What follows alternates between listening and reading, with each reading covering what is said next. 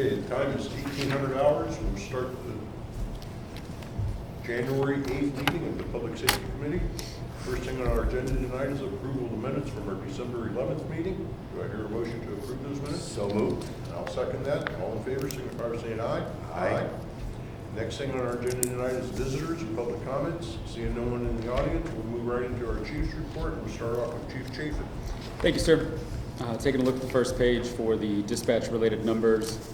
Total phone calls received by dispatch, 3,323 for the month. There were 1,400, a little more than 1,400 calls for service. That number was actually about 6% down compared to the December prior, but the year-to-date numbers overall in terms of total calls for service for fire, EMS, and police were very, very similar. It's like less than 0.5% or something like that different, so very even. For the month of December, 81% of those calls were directed towards the police department, 19 towards fire and EMS. Busiest days of the week were Wednesday and Friday. In terms of district, District 2, which is fairly consistent, was the busiest of the districts and busiest times of day. Noon was in first place, but followed closely by 9 o'clock in the morning and 5 o'clock in the evening. There are no questions on the first page. I'll move to the second. Questions, sir? No, sir. Taking a look at traffic stops, for December compared to last year, that number was up 8%. Year to date, that overall number was down. Traffic citations also up in the month of December, but our year-to-date traffic citations, despite the decrease in overall traffic stops, was actually up slightly compared to the year before. Parking citations, obviously we saw a huge ebb and flow over the year, very, very high numbers at the beginning, and that number has continued to trail off. Year-to-date, we're still 6% higher than we were last year, and misdemeanor citations, as we've talked about several times, we're down year-to-date 148 compared to 218. Taking a look at the accident report data, property damage and injury accidents totaled 35. That was compared to 28 the year prior. The year-to-date numbers, 2024 to 2023, were almost identical, 364 property damage and injury accidents compared to 367 the year before. Private property numbers year-to-date were almost identical as well. I would highlight in the next category, though, that our alcohol and drug-related accidents year-to-date numbers were up 42%. Total of 27 compared to 19 the year prior. Our multi-accident intersection location graph looks quite a bit different than normal.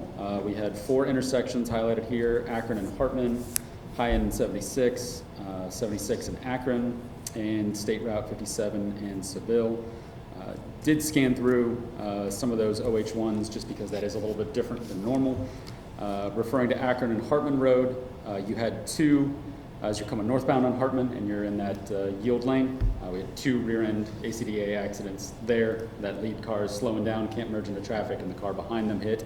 And then we did have one vehicles going north and south. The vehicle traveling north was heading all the way through. This vehicle was going to turn left or eastbound on a 261 and caught the rear end of that vehicle. So nothing that really stands out at that particular intersection. The ones at 76 and High Street, not very many necessarily intersection related. They're just occurring in and around the intersection, so they're getting counted in that location. We had the first one here, 2 vehicles coming southbound. It's an ACDA at that light. We had one ACDA getting off the off-ramp onto 94 going northbound. And then we did have one 4-car accident that likely began outside of the intersection, but those 4 cars trailed back into the intersection. So again, not much in terms of anything to look at and say, hey, this is an issue we should need to be evaluating.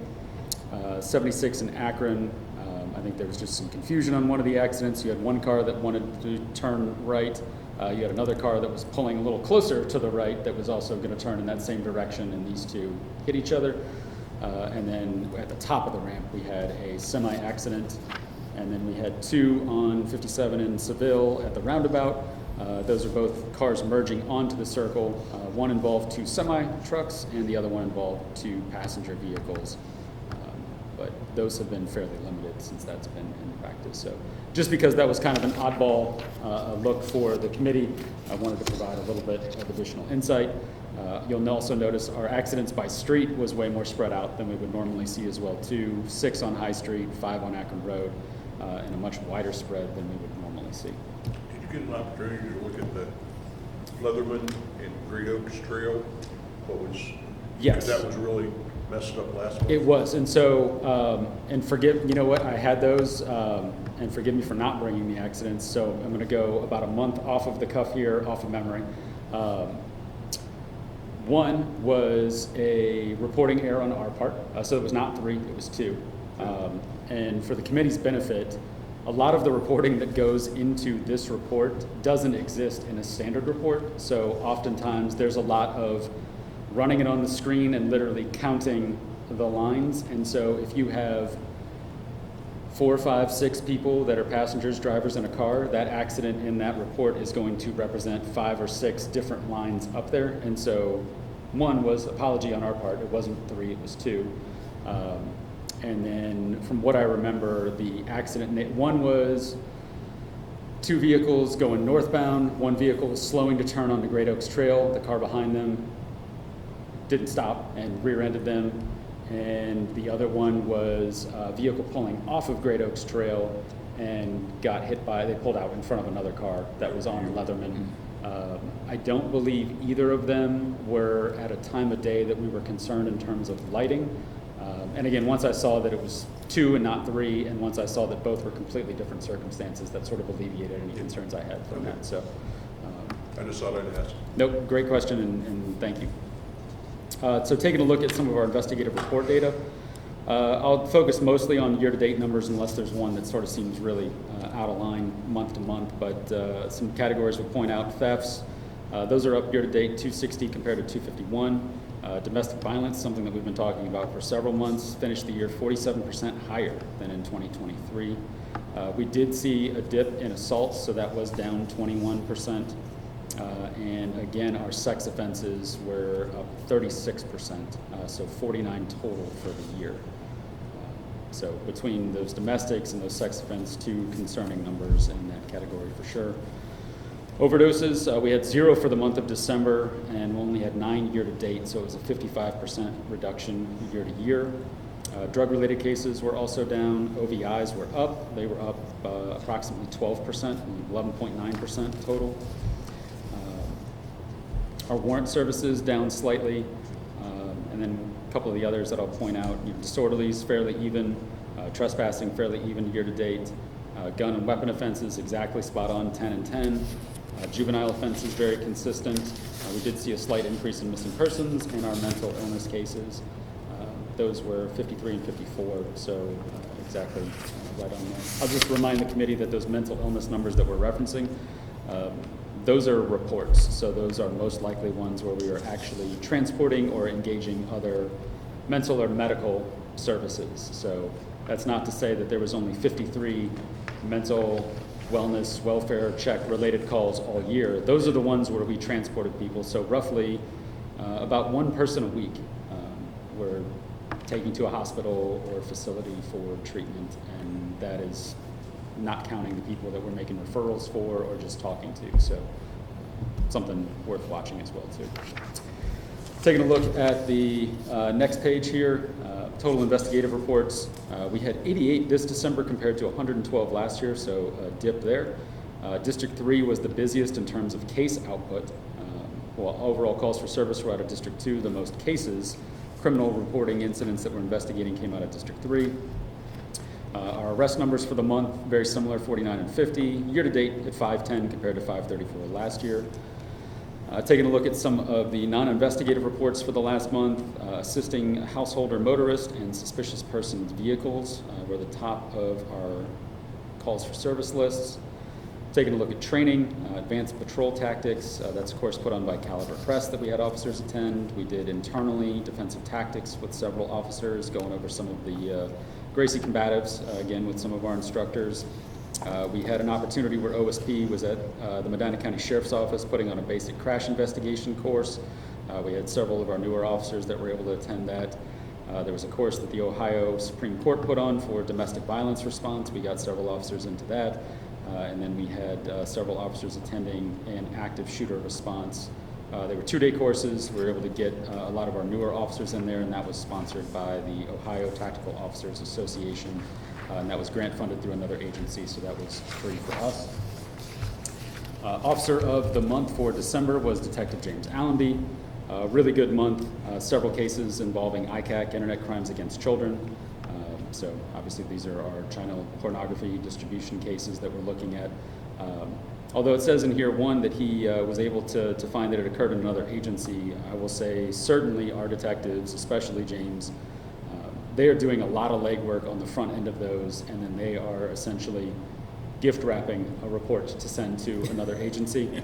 That does not always happen when we seem to be the receiving end, but our detectives do spend a lot of time with that, and I think that deserves kudos. He was also able to work another one that did stay within our jurisdiction. I will just tell the committee that these child pornography warrants are some of the most dangerous that we serve, because these individuals know that there's likely to be a lengthy sentence, and they are also likely aware of the culture in our nation's prison system and how it reflects on people that commit crimes against children.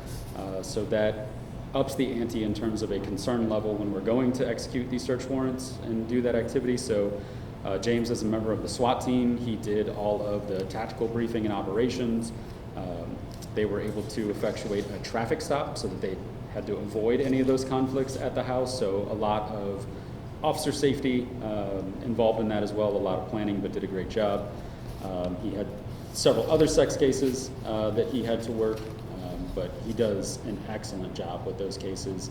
And he also had 2 death investigations, one involving an overdose and one involving a suicide. As for the overdose, he was already able to obtain information from the victim's cell phone, obtained a confession. That case is going to be forwarded on for charges. And I will also note that we utilized the flock cameras to confirm that the suspects were in the area of that drug deal that ultimately resulted in a fatal overdose death. In addition to all of the work he does as a detective, he's also on the SWAT team. He's involved with their sniper training, bike patrol. He's a drug recognition expert. He does our cell phone analysis as a Celebrite analyst, CVSA certified FOP president, and he also helps manage the off-duty jobs. So in addition to all of those above paragraphs, he is working his tail off, and he does a very, very solid job with just about everything he touches. So. As I mentioned, we did not have any overdoses for the month of December, so those numbers have stayed static. So if there are any questions, I'd be happy to address those. I don't have anything, Mr. No, Russell. the only one, I read an article today that talked about flock cameras, and Yes, sir. you probably saw that on a wire possibly. Are ours the flock, or are they the Motorola's? Or I'm assuming, I hate to say that word, ours are much more secure than these other agencies, that they can't get out there and be. We thought we might hear a question or two. So- Yeah, I mean, I got I've seen the same article. Well, yeah. So again, kind of quick read, and I was talking with Lieutenant Dorland today, and he saw it on another article as well. So one, yeah, the article, although it mentions flock, it was focused on that Motorola. data breach being Motorola. Yes. Ours are the flock system, Okay. flock safety. So I guess a couple of things. One, that system was essentially broken because it sounded like, from reading the article that I read, that the agencies had done their own setup, and that there was an issue in that setup where they were facing the public internet, not a closed network. So Motorola acknowledged that in there, and that they were working to clear those up. It also wasn't all of their cameras. I think it Right. was portrayed in some way that if a quick read would have implied it was the entire city of Nashville, but a more nuanced read is that it was only certain cameras that were set up in that fashion. So a couple things. One, I generally would speak, and I'm sure the safety director can attest to this as well too. Steve and Jason and IT in general are incredibly security minded. We have had several discussions with them about things that I have desired as chief or in the police department, and they have pushed back and said, no, we can't do that because of X, Y, and Z security reasons. So I know that is at the top of their mind. However, the flock system is not hosted on the city servers. So that is, we, the officers, the dispatchers, me, we are logging into Flock's system. So that is on them in terms of their security and what they're doing on there. And so there isn't anything from a city network standpoint where that is a potential threat or issue. I also saw, and I think we discussed this initially when we got the flock cameras, but I will talk about the information that is available in those. And I would also just state for the public that I think that anytime you're talking about freedoms or overreach and security, we should absolutely be having very robust debates about those things in society. So anything that I would say, I do not mean in any way to shake off those criticisms or say that is not a worthy debate to have. A unique thing about being a police officer is that when you go home for the night, you go back to being a citizen. And as a citizen, I have many of those same concerns as well. But when you look at the data that's available in the flock system, I see a picture of a car. I have a picture of the license plate. And from that picture, Flock is able to tell us what they think is the make of the car, the color of the car, whether it's a sedan, it's an SUV, it's a truck. But that's all I have.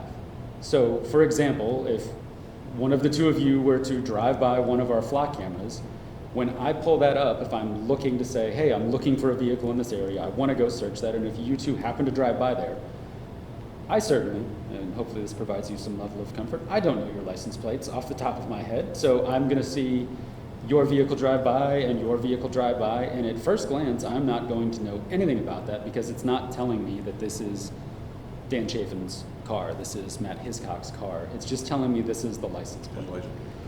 Now, with that too, before an officer or a dispatcher can even search, they're required to put in a search reason. So most typically that's going to be a call for service number, that's going to be a case number, or if it's sort of in the middle on the fly and I'm searching for this vehicle that's happening right now, I have to put in something into that search box to say this is why I'm in that system. That system is 100% auditable by me and any of the other administrators on that account. So we can go back in today, tomorrow, the next day and say, Mr. Councilman, do you have a concern about an officer and how they utilized your plate? I will be happy to go back in and see what search that was, what the reason was for, and we have that accountability on the back end. The only time that I start to get Dan Chafin's personal information, Matt Hiscock's personal information, is when I take that license plate and I input it into Leads, which requires a law enforcement purpose for us to be utilizing that system. Leads conducts their own audits. We're capable of requesting audits if we have concerns on our end. And if somebody was found to be inappropriately using the Flock system and then accessing Leads to find out who that plate was, that's a felony. Now, I understand the argument could very easily be, well, you're not going to know that in the moment until it's happening. And I would reflect back to, we will at some point talk about hiring.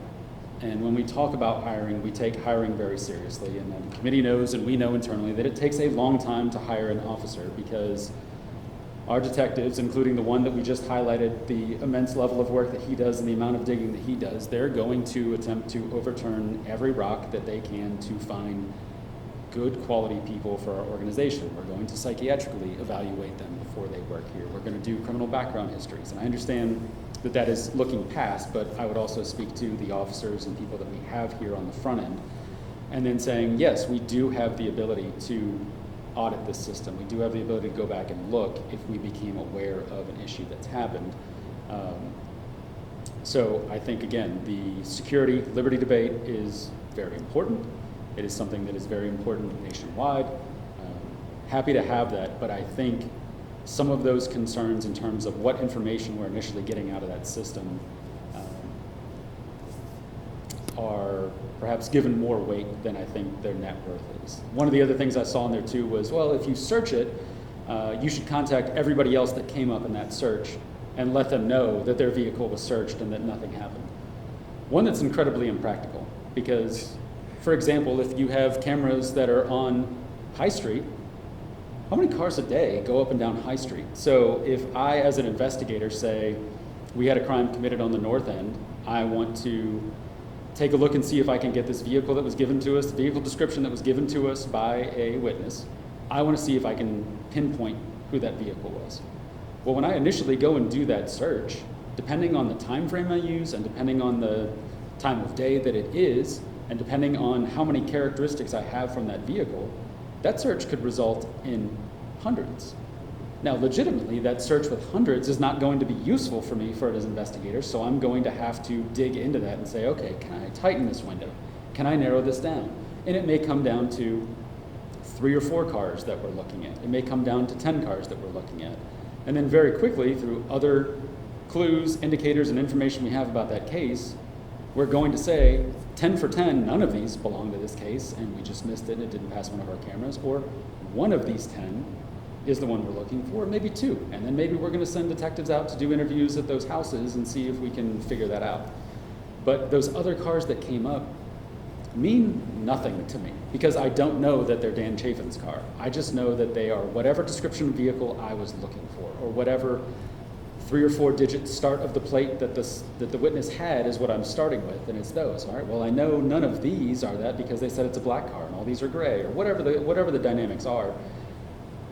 We're not then saying, oh, well, you know what, while I've got this person here, I'm curious where Mrs. Smith, who's completely unrelated to this case, was. Let me see where all her history in town is. Again, I'll go back to the example we just used with Detective James Allenby. If you read those paragraphs, he doesn't have time to look up where Mrs. Smith is. He's focused on solving those cases. He's focused on solving somebody who purchased drugs and died from them and trying to bring the drug dealer that sold those drugs to justice. So, again, I think there's much debate. I know there's a pending court challenge in Virginia, and I'm sure there will continue to be. But it is certainly not our intention and not in practice what is happening. And if we were ever made aware of a concern about that, we would certainly look into it and see what the nature of that was. So, sorry for the long answer. I appreciate it. I think we all saw it on a public site, and there was a lot of chatter, and I thought this would be a great venue to let the public know how they're working. I think we had a better understanding when we authorized the purchase of some flock cameras or the ordinance to allow the flock cameras, and I just thought it was a great venue to let the public know, because you don't want to refute that on those sites. And I also saw there's a cost-benefit analysis, Sure. and I will certainly say that yes, there is a cost to those, but for the first 2 years, we've done that 100% through grant funding, and this next year going forward, we will do it 100% grant funding. So, And I do believe just the other night I did hear some talk on the radio that somebody was coming into they felt somebody was coming to the area, she was missing, and I heard Flock has alerted that car has come through the area. They were able to make a stop and get that person And that's, relocated back to where they need to be. That's an excellent point, yeah. That's what it needed. And so I just wanted to clarify that we are using the Flock, not the Motorola, and so that was the reason. And not that I'm challenging anything that Yep. we do. It's just I want to clarify for the public. Unfortunately, we're not being televised. No, and everything I referenced was investigatives looking back in time. And again, we only have that data available to us for 30 days. So it's not like we're amassing a Big Brother database where I can track people for a year. Yes, an advantage of Flock is that other communities use them, and that's an incredibly powerful tool. But to your point, Mr. Rosbert, on the front end, they provide proactive alerts. So people that are entered as missing, Amber Alerts, they are in that system. And it will tell us, hey, this Amber Alert, this missing person just drove by your camera. That's an opportunity for us to intervene, whether it's in an Amber Alert situation or whether it is a driver who has dementia and is lost and has not come home and their loved ones are looking for them. It can give us proactive alerts for warrants. I think that is something that is fair for us to know as law enforcement, and that, hey, this individual with this warrant just drove by this camera. Now it just passed this next camera. Our officers have to independently run that license plate through leads to confirm that that warrant is still active, and they need to be able to articulate that there's a reason to believe that that warrant person is in the car. I think driving under suspension was one of the other ones that were either mentioned in the article or in the post. That is not something that we're using the Flock camera system for, which is drivers that are DOS. That's not something that we're looking at. We're looking at missing individuals, warrants. We use it for investigative resources.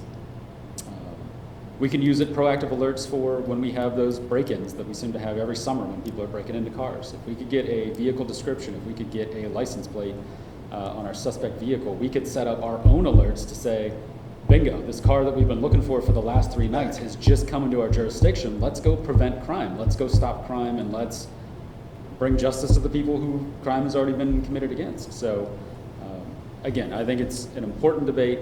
I think it's a wonderful that we can have that debate in our society, but I think that it's an appropriate system. And obviously, if there are changes in terms of the law or judicial rulings, then we will abide by whatever those ultimately end up being. But And if my memory serves right, there was a shooting on 76, and it was the flock cameras that helped to identify a possible suspect who was eventually arrested in Columbus. yes, and charged so with I will. homicide. So that, I will say yes. I cannot confirm whether it was Flock or another LPR Okay, company, right. but yes, an LPR camera of Okay. some sort played a major role in breaking open that case. so there is, my whole point is, A lot of benefit. there's a lot of benefits. Yes, It's just the societal changes. sure. Yep. Thank you. hmm Chief, does that complete your report? Finally, yes. Do you need a bottle of water now? Sorry, everyone else that comes after me. I'll. Mr. Copley, before we move away from Chief Chafin, I'm Yeah. going to keep him talking a little bit, Oh, no. but I'm going to change the topic a little bit. One other item I would just, as an important caveat for purposes of the public, I think the committee knows this, I know the gentleman sitting to my right understand this. You know, there is a difference, and the only reason I mention that from reading the articles and looking at some of the posts, there's a very different idea of cameras situated in the public realm as opposed to privacy interests in your home or properties. And so again, the flock cameras are designed to visually observe public roadways. I'll just leave it at that. That's kind correct. of thing. It's an important starting point of any discussion as we look at these It types just of seemed to be a things. pretty hot Yep, topic yep, all of a sudden, and absolutely. I thought, well, this is a great venue to Absolutely. air that out tonight. Absolutely. Thank you. My other item is this, and I'm probably going to catch Chief Chafin off guard, and for that I apologize. But council was presented at our Tuesday meeting, and the members of the committee were presented with the law department's annual report.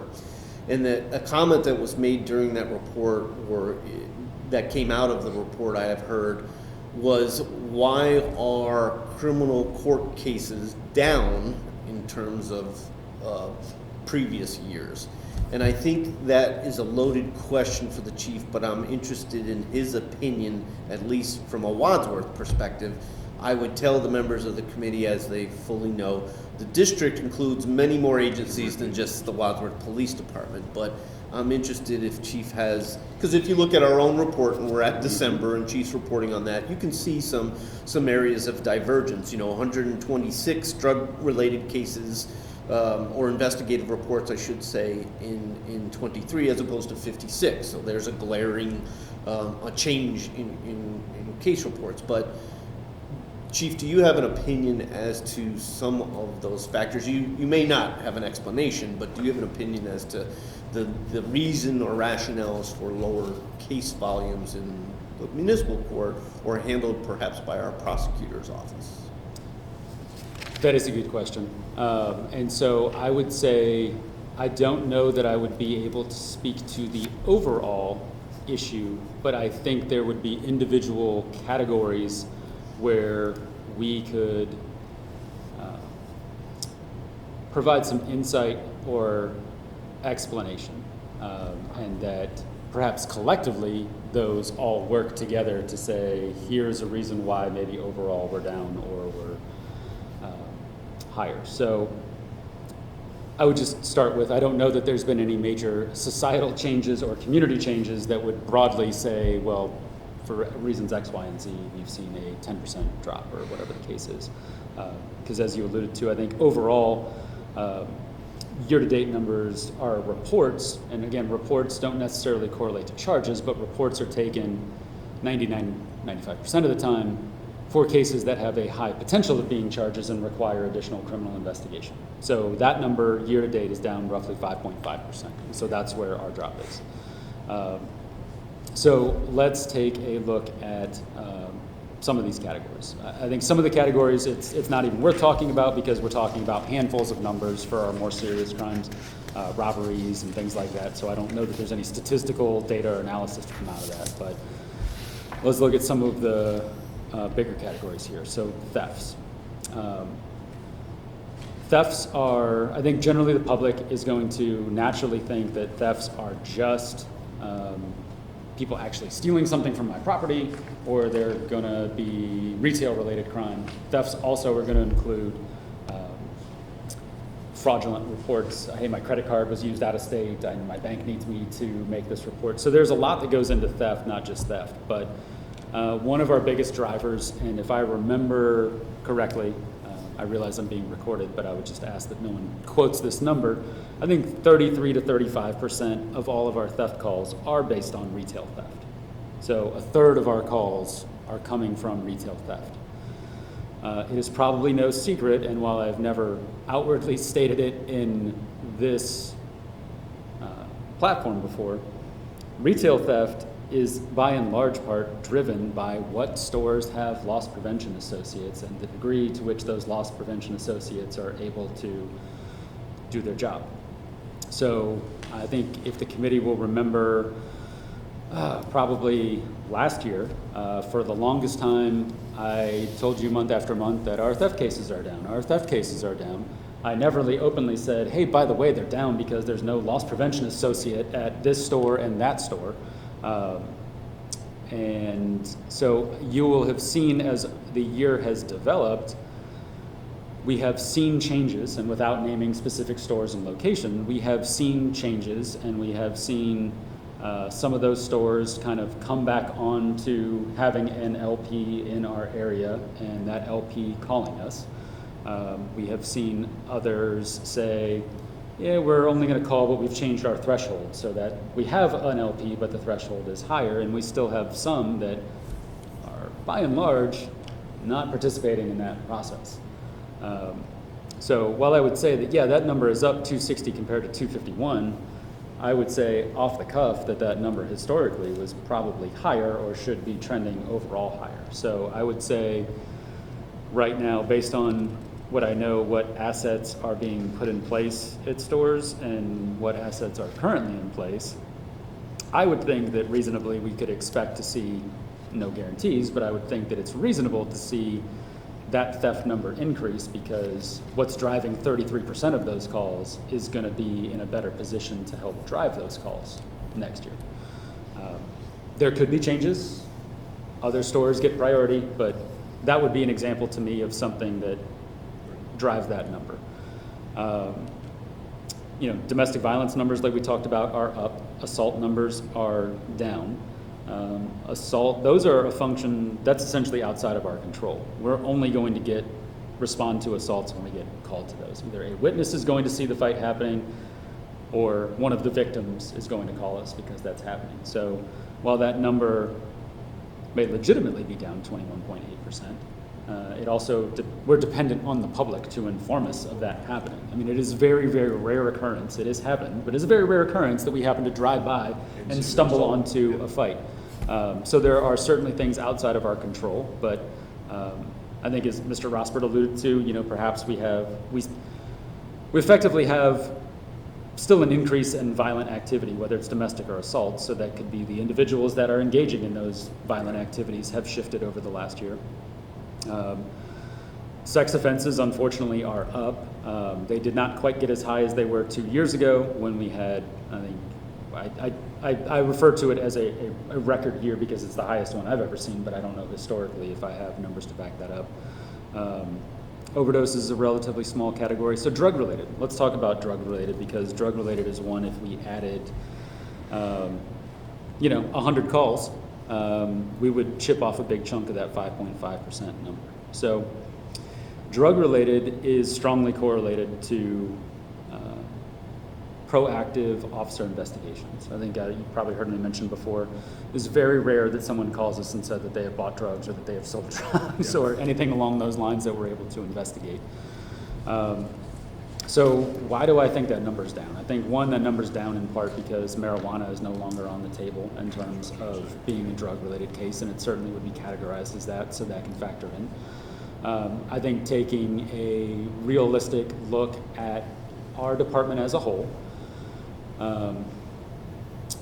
we added, and perhaps the safety director can off the cuff tell me, how many new officers did we add in the last year?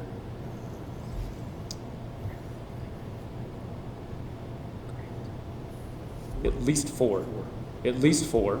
And over the last couple years, we've brought on a lot more officers than that. Drug work out of traffic stops, drug work out of consensual encounters, that is not a skill. I will speak from my own experience. That is not a skill that you come by naturally in many cases. You need officers to be able to recognize why this particular traffic stop is different from the other hundreds of traffic stops I've made, which is a clue to say I need to start investigating what's in this. So what are the drivers for that? The drivers for that are training. The other driver for that is experience. And we have shifted almost overnight, at least during my tenure, from a very senior department to a very young department. I think you see those officers now that are 3, 4, 5 years in. I mean, I will highlight one officer that's not mentioned here, but that 11.9% increase in OVIs. Officer Luke Yenner deserves a lot of credit for that.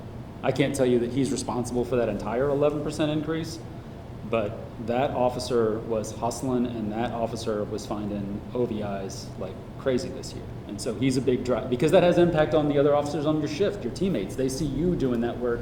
That makes them want to go out. It pushes them. But he's an officer that is at that 4 or 5 year mark now. That's when you get good at those things. Because those first 2, 3 years, I realize that may sound ridiculous to the public or somebody that's not done the job before, but it's not. I was told when I started law enforcement, you won't feel really comfortable doing the job until about year 5. And so I think drug related, that's a category that we can seek improvement. That's a category that's going to take a hit from marijuana, but that's a category that we could see some improvement. I don't know that we get all that back because of marijuana, but that's an area that we could see some improvement. OVI is something that we need to maintain. That's a great number for us, moving up almost 12%. And then kind of across the board below that here, you've got disorderly conducts relatively even, trespassing relatively even. You see some dips in menacing. So again, that's, hey, I've received threats from another individual and I need to inform the police department of those threats. So whether those either A, didn't happen, or B, didn't get reported, factors into that. Vandalism, damaging, that kind of goes in cycles. We seem to have groups of teenagers that get together and ramp those numbers up from year to year, or then as they move on and mature, those numbers go down. So I think there's not much to that. Warrant service, I will say again, and I will give kudos to the Medina County Sheriff's Office. They've continuously been open for business. I know after COVID, you had 2 things. You still had some resistance to taking and maxing out those populations in the local county jails, which reduces our ability to arrest people. I will say the Medina County has done an excellent job with that, and they have been very open for business in the last year. So in our warrants that originate in our jurisdiction or warrants that originate in our county, great, they're happy to take them. But the other continuing result of COVID is that from those 2 years where we basically did, it's an over-exaggeration, but nothing in terms of arresting people and putting people in jail, that has created 2 years worth of warrant backlogs that any agency, whether it's in the state of Ohio or across the country, is still working to dig themselves out of. And so as you have not only what's happening now in the current, you also have 2 years worth you're catching up on. You have max capacity reached again. And so you still see sometimes at Summit County or Cobb County, like, no, we're not taking them. Or the other agencies are unwilling to drive down to Wadsworth and pick them up. Even though they said they would on the paperwork, they're not. So that drives down some of your warrant services. And really a lot of the other categories, I don't know that there's anything statistically significant. So in conclusion, I would say, do I have an overarching answer for that? No. I also think staffing-wise is important. For a lot of the year, we were roughly running at 27.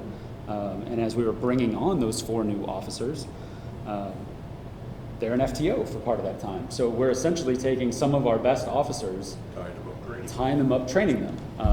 And they're still collectively contributing to work, but I don't see 2 separate stats. I don't see Officer A, who's my trainer, and Officer B that's getting merged because they're going to the same calls and making the same traffic stops. So I see as you bring those guys on, bring those officers on, there's going to be some ebbs and flows with that because of the training. So I think going into the next year, there's certainly potential for that to get better. Obviously, I can't make any promises or guarantees, but we're at a better staffing level. We have those officers that were an FTO out. The safety director will get into the staffing and hiring updates that are coming up, but I feel like we're in a really good position at the beginning of the year. We're not going to start all of those people tomorrow, but I think we have a lot of great pieces in place to start those people this year. And so, we may see some of that again as you're trying to dump 3-4 more people back onto the road. You may still see that same slide, but I think collectively we're moving in the right direction. And as officers become more experienced, you get more out of those traffic stops, whether that's OBIs, whether that's drugs, whether that's weapons offenses or warrants. All of those things are tied together. So without doing a dissertation, and I've probably gone too long, that's my opinion on why we're down 5.5%. No, Chief, I appreciate the detail. I know the committee members do. I found that to be important because I figured you both might have picked up on that report at council, and so we just wanted, again, the court's jurisdiction is not only the Wadsworth Police Department agency, there are other contributing agencies there. And while we can't speak necessarily to what's happening in those agencies, I did want and thought it was valuable for you to hear Chief's opinion on some of those items. So apologize for making the police report longer than it needed to be. But Yep. Now does that complete your report, Chief? I'm good.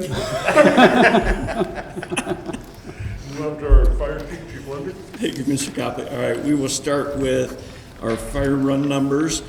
So we were at 17 for the month of December.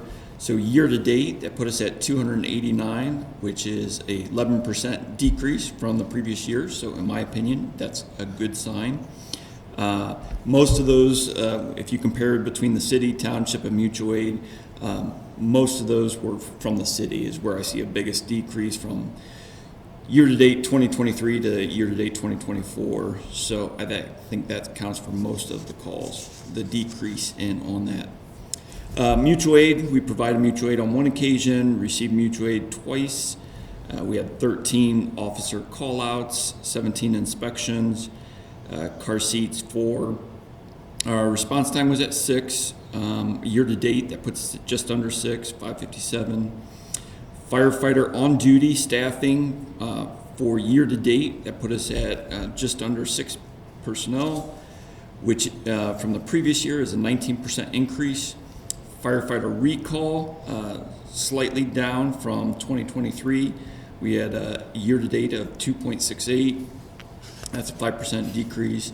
And then our total firefighter turnout for calls was, for year to date, we finished at 8.2, which is a 10% increase of where we were in 2023. So we're getting more firefighters on the calls, which is a good thing.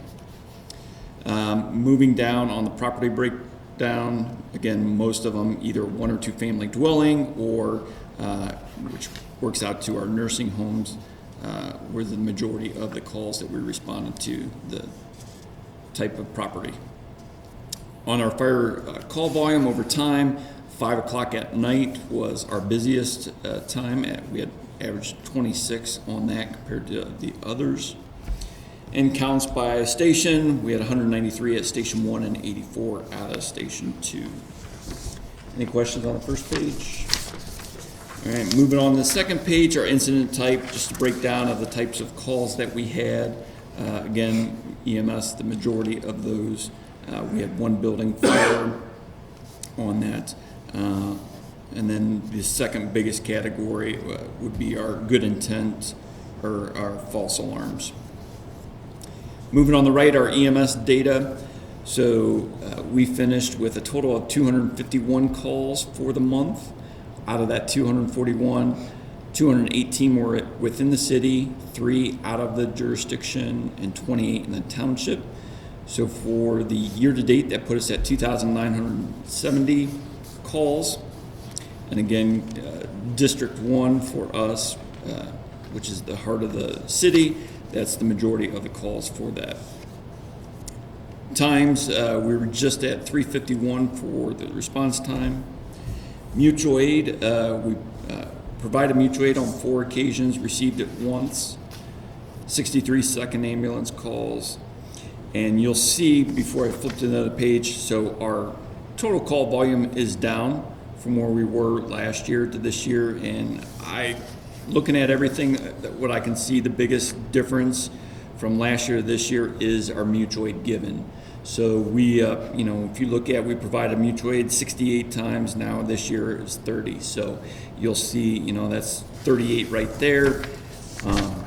So you'll see that number, or close to that number, for our total call volume. We're actually down. So we'll move along to the next I page. got one question before we yep. move on, about numbers. And I see here that now we're tracking cutting off a ring or jewelry. When did that start? We've always, if people come in, We never did an EMS report for that or anything 10 years ago. yes. So depending if there's any injury, we're going to treat it as a call. If there's an injury, a lot of times there's no injury, but if there's a ring cut off and there's an injury involved, makes it a patient. If we did, or if they got pinched and now there's, if there's damage or something, to the skin, things like that, then yeah, we're going to create because it's technically a patient then, because there was some type of injury to the finger trying to get the ring cut off. That was just always a public service. Yeah, for the most part it is. You cut them off. Yeah, and actually thanks to the association, we just bought a new specialized ring cutter for that to try to eliminate and make it easier to cut the rings off. I'm sorry, what? I said, I have. Not like the one we just got. So moving on, our hospital transports, again, pretty much stay the same. The amount of calls that we go to Wadsworth, Barberton, we figured out the year. Wadsworth was about 28% of our calls went to Wadsworth, 29 at Barberton, and then the rest of them would be the other hospitals. So our yearly comparison just for the EMS calls was slightly down from where we were in 2023, less than 1%.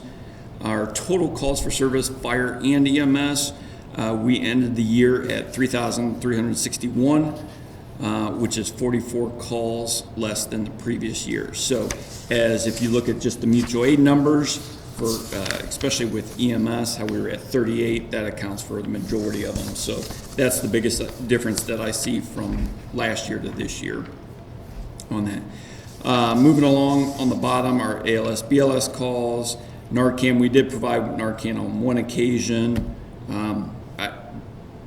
It wasn't for an overdose related, but I reported we did issue Narcan on one occasion. We did not have any overdose patients, similar as what the police chief reported. Moving over on our squad usage, we had all 3 squads back in service. We started using those continuously on that. No major changes on those. And then our EMS call volume, our daily call volume, we had a tie between Tuesday and Wednesday, both at 38 on those numbers. There's no questions. I'll move on to the last part. Just some of the trainings, in-house trainings that we had. We did have 2 outside trainings. One of our full-time members completed it and is now a certified fire safety inspector. And then Assistant Chief Richard Potter, he's kind of our in-house mental health, what I consider expert or member that we go to, took additional training. We did have one of our part-timers who is full-time on Worcester Township. He was promoted to a lieutenant. And then some of the events we provided, we did our end-of-year service awards for the fire department. We assisted the Cops and Kids program, and then participated in the Feeding Medina County Food Distribution. And then the Isham School, they came and sang Christmas carols for us. That completes that report. Just to give you on the part-time open shifts. So looking for January, it's actually looking good for this year. We were at 62% filled for January, and all open shifts, part-timers and full-timers, we were at 72% of all shifts being filled. Haven't seen 72 in a couple, quite a few months, so happy to see that. And that completes my report. Okay, move on to our next thing then is staffing updates. Thank you, Mr. Copley. I'll move through these. Please stop me if you have any questions or concerns or thoughts. Patrol officer process update, Chief, I'll look for your assistance too. By my records, we have essentially 3 folks, candidates in process in the background. They are at different stages in the background, but 3 in process there. I think we will have some finalization of at least one of those candidates very quickly, perhaps within this week, if not early next week, for some of the items that are pending on that one. I will report to the committee that, just by way of reminder, we have a candidate who is beginning in the academy in February, scheduled to begin. So that's already a hire, so it wouldn't be reported here, but that's something for a reminder. And then Chief and I are working diligently to have a game plan for if all of these candidates come through the process, what academies would we look at, what availability we have, and I think we have a good game plan there as we move through the process. Yeah, so we have, I guess technically 4. There'll be 4. one, There there's is 4, yeah. So there'll be one that'll essentially be done essentially the end of this week, next week. Yep. And then 3 that are in background. So the one that is in the final stages just graduated the academy in December, so he's a plug and play. And 2 of the candidates of the remaining 3 do not have the academy, and 1 would be a transfer from another agency. So he would also be a plug and play. So we have 4 folks for 3 spots at the moment. So we can make that final decision, and then, as the safety director said, figure out which academy is next up in the cycle. Great. Firefighter paramedic process update. Again, this is full-time firefighter paramedic. So as you know, we were at our full strength but had notice of a retirement that is occurring. We had already begun the process of completing through our eligibility list. We identified a candidate. That candidate is all but done with the background investigation stage, although does have to complete some final hiring steps in that process. So we have a good candidate lined up, if all goes well, for replacement of the retired position.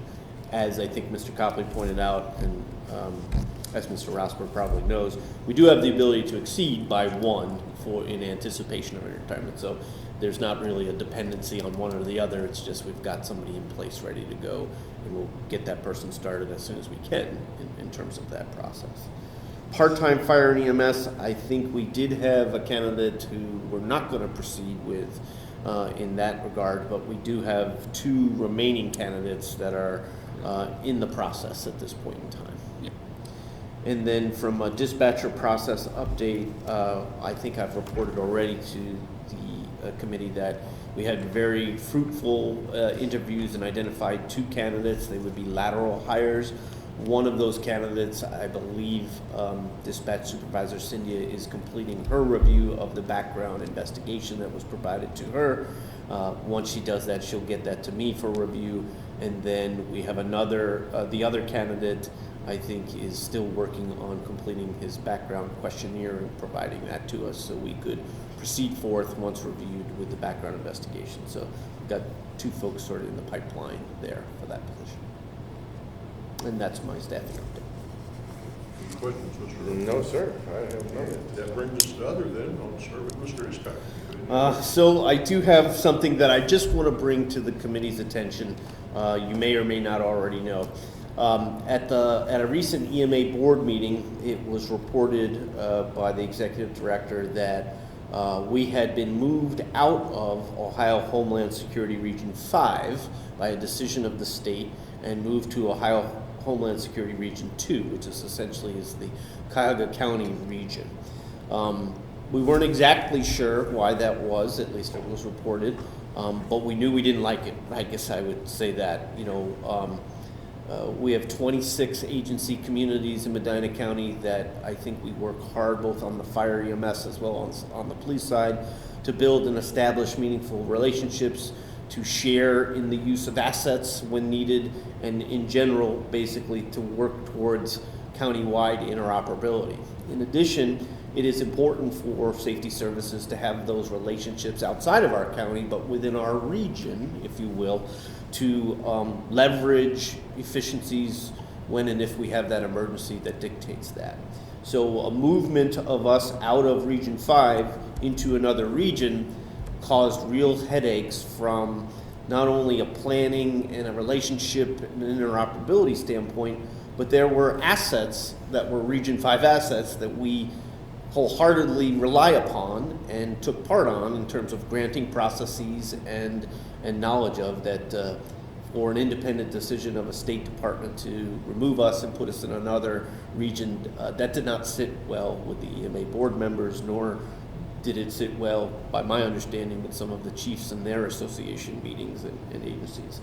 So I think our EMA director took the lead along with the sheriff and along with other communities, including Wadsworth, to say, hey, we don't think that's a good decision and we want you to know about it. And so a concerted effort was made to understand why the decision was made and to revert back to placing us back into Region 5. Based upon those efforts, I think it came to light that really I think Homeland Security made a decision that was not intended and not thoughtfully considered to impact us when they moved us to Region 2, and it was basically to align us with the Northeast Ohio Regional Fusion Center decision, which was for lack of a better term, a law enforcement-based fusion center for information sharing and important steps there. When they placed us in that region, that region and fusion center essentially handles all of Northeast Ohio, but they thought it would be best fit for us to move us Homeland Security-wise into Region 2. So that was their explanation. Don't know that it was a thoughtful and thoroughly vetted explanation or decision to do that. Ultimately, I think they're working through a process to place us back into Region 5, and I think that'll happen shortly, but I did want the committee to know about that occurrence rather than reading about it later. No guarantees, but I think we're well along the path of returning to Region 5 where we rightfully should be with our neighbors. Yes. So. Yeah, there's a lot of years of investment into Region 5 by this county. Yeah, to have us not even have a say and just get a letter in the mail that we've been moved regions did not sit well. That's all I. Chief Linder?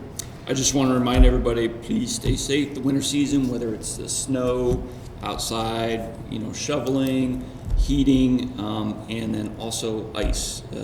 Today we had, not the city, but down our neighboring departments down in Wayne County, had a fatality today. Somebody was on the ice. So please be very careful on the ice. So, Chief? Nothing for me. Mr. Ross? I've got nothing. I don't either. Entertain a motion to adjourn. So moved. We are adjourned.